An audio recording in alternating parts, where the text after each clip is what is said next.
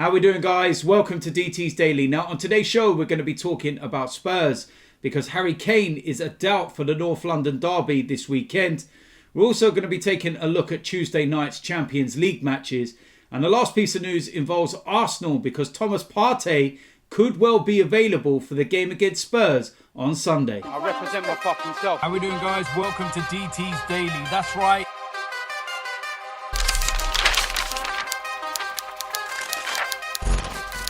So the first place we're going to start is Spurs. And Jose Mourinho was given a press conference yesterday. And he has said that Harry Kane is an injury concern before Sunday's North London derby with Arsenal. There are a couple of players that are, touch and go, including the likes of Eric Leno, who's missed a few games anyway already. But Harry Kane is the big name that they were speaking about. And I'm going to say this right here and now. Harry Kane will play against Arsenal on Sunday. There's absolutely no doubt in my mind whatsoever that he will play. This is Jose Mourinho mind games. He is one of the masters at the mind games. He was doing it when he was Porto manager. He's done it at Inter Milan. He's done it at Real Madrid. He's done it at Chelsea. He's done it at Manchester United. And now he's doing it at Spurs. Harry Kane will play. I don't care if he missed training. I don't care what Jose Mourinho says. We know that he will play. Eric Lamela, I can actually see that one, being true because he has missed their last 5 games. And he is recovering from a calf injury. And this one looks a little bit too soon for him. And he went on to actually say, I don't believe that Lamela has a chance for the weekend. So in that respect, I can, believe that one because Lamela is a longer term injury. It's something, which is not just come about miraculously on the week of the North London derby. Mourinho did refuse to reveal the nature of Harry Kane's injury. But he did also add there was a good chance that the striker would return to face Arsenal. And like I've already said, it's not a good chance. It's not a slim chance. It's every chance you can imagine. You just know. Even lately when Harry Kane's had some of his bigger injuries which have kept him out for a few months, his return date has always been in and around where Spurs are playing Arsenal towards the latter parts of the season.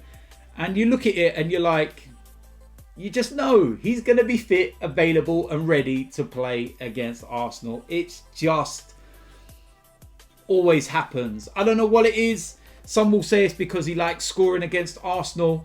Maybe it's the fact that he, enjoys playing against his boyhood club because we all know he is an Arsenal fan. We don't need to mention that anymore or, say that we're lying because the images are there. The only time Harry Kane has actually witnessed a team lifting the Premier League is when he was an Arsenal fan in 2004 and he was at the parade around North London, Islington, with his red hair like Freddie Ljungberg. It is what it is, but we already know. So he's going to be back for the game. It's as simple as that, really. And like I said, there's a couple of other possible absentees, but Mourinho, master of the mind games. I don't believe it until I see the team sheet, and then I think we will all see then. There's no surprises. Everybody is available. Next piece of news, we're going to go to Tuesday night's Champions League matches, and there were some really, really good games in here. Some big results, and there's a few teams precariously looking over their shoulder going into the final week, and the possibility of them dropping down into the Europa League. Life as an Arsenal fan, you're in the Europa League and somehow all these big clubs still find a way of playing you. Lokomotiv Moscow, they lost to Red Bull Salzburg 3-1. And that gives Salzburg an outside chance of actually, qualifying still. When you're looking at their group table and everything else, they of course are in the same group as Bayern Munich and Atletico Madrid. Now, Atletico Madrid are on 6 points in second place. Salzburg are on 4 points in third place. So either Salzburg or Atletico Madrid are going to be in the Champions League. But Lokomotiv as well. You've got to remember, they're sitting on 3 points. So they could, nick that Europa League place as well. I'm not too sure whether they can actually win and get that last, qualifying spot in second. It would go to a head-to-head, I believe. And I'm not sure what the actual previous results were with Atletico Madrid and what the actual situation with that is. But they gave themselves an outside chance, and it'd be interesting to see what happens in the final week. Now, this was a big result. Shakhtar Donetsk 2, Real Madrid 0. Absolutely staggering. They currently sit in third place in the Europa League spot. Now, they've got Mönchengladbach in their last game. And they are on 8 points. Real Madrid are on 7. Shakhtar Donetsk are second on 7. And Inter Milan are fourth on 5. And the reason why they're there and still within a shout is because Inter Milan beat Mönchengladbach 3-2. Lukaku scoring a couple of goals in there. And it's so finely poised. And you're looking at that and you're thinking to yourself, Shakhtar, Real Madrid, Inter Milan, any one of them could be going into the Europa League, man. It's like, wow. Yeah. And even Mönchengladbach, it's so precarious in that group, so tight. And I'm just looking at it and I'm thinking to myself, my word, how ironic would it be if it's Real Madrid that drops down into the Europa League? Oh, mate, how is your luck? But then saying that, the way they're playing, I don't know why I'm even frightened. But then on the flip side, look at the way we're playing at the moment, and I suppose you can see why. Atalanta 1, FC Midtjylland 1, Atletico Madrid 1, Bayern Munich 1. Finally, Bayern Munich don't win a game in the Champions League, and it actually took a penalty from Thomas Muller with 4 minutes to go to equalise in that game. João Felix scoring the opening goal. What a quality player he's looking as well. Porto, Manchester City 0-0. Manchester City go through. Job done from them. Liverpool beat Ajax 1-0. Curtis Jones with his first Champions League goal. And Liverpool are safely through as well.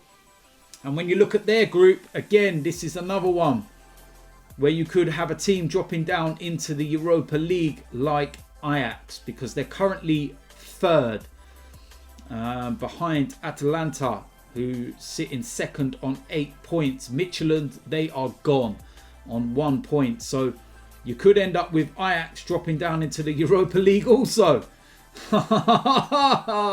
Oh, cheers. I've already spoke about this game, which was the Mönchengladbach Inter Milan game. Very, very exciting game, that 3-2 win for Inter Milan. And then Marseille, they finally won a Champions League game, beating Olympiacos 2-1. Dimitri Payet with a couple of penalties in the game. They were actually 1-0 down to Olympiacos when you're looking at the table for their one. And that is done and dusted in terms of the two that qualify. Olympiacos and Marseille both sit there in third and fourth place respectively on 3 points apiece. So either one of those two will be dropping down into the Europa League. Olympiacos, what horrible memories. Yeah, great. Not really what I need to see, but yeah, that was the Champions League matches for Tuesday night. And like I said, there were some very, very entertaining games in there. Plenty of goals. And although some of the groups are done and dusted and the likes of Manchester City and Liverpool are safely through, there's still a lot to play for in match week 6. Now, Last piece of news involves Arsenal, and we were speaking earlier on about Harry Kane and the possibility of him playing in the North London derby.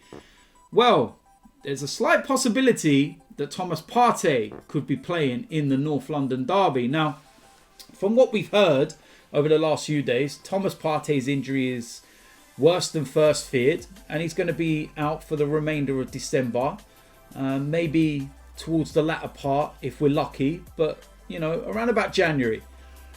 But Mikel Arteta, in his press conference before the Europa League game, which of course is tonight, was speaking about Thomas Partey, and he's saying that he's been training, you know, by himself. He's willing, he's working hard, and he wants to be involved. He's saying that he's on the case of the doctors and the physios on a daily basis. He's trying to prove his fitness. He's trying to prove that he's ready.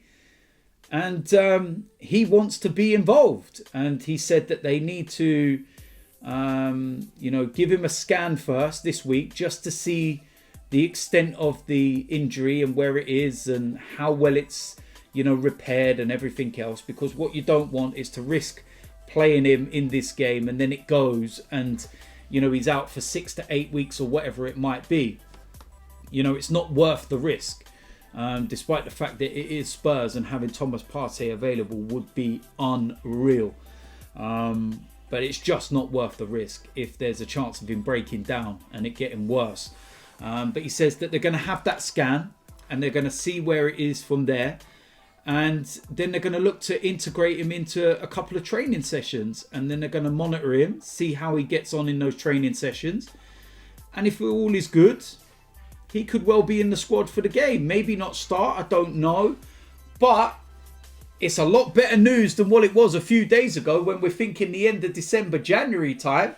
Thomas Partey could well be involved in the North London derby. And that would be a massive, massive boost for Arsenal. That's most definite. And also, a bit of transfer news briefly.